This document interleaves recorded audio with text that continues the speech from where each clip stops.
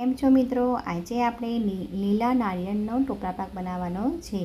તો એક પેનમાં મેં 2 ચમચી ઘી લીધું છે. પછી એમાં ટોપરાની છીણ નાખી દેવાની છે. ટોપરાની છીણ થોડી શેકાય પછી આપણે એમાં લગભગ મેં 2 વાટકી જેવું દૂધ નાખ્યું હતું. દૂધ અને ટોપરાની છીણ પાછી આપણે થોડી ચડી જાય પછી આપણે એમાં કેસર નાખવાનું છે. કેસર નાખવાથી આપણો આખો કલર જાણે કે ફ્રૂટ કલર નાખ્યો હોય તેવો દેખાય છે. સરસ મજાનો આખો ટોપરા પાકનો કલર ચેન્જ થઈ ગયો છે. થોડું દૂધ અને આપણું ટોપરાની છીણ ચડી જાય પછી એમાં ખાંડ નાખી દેવાની છે. થોડી વાર માટે પાછું ચડવા દેવાનું છે જ્યાં સુધી દૂધ એકદમ બળી ન જાય ત્યાં સુધી અને ઘી ઉપર ના આવે ત્યાં સુધી.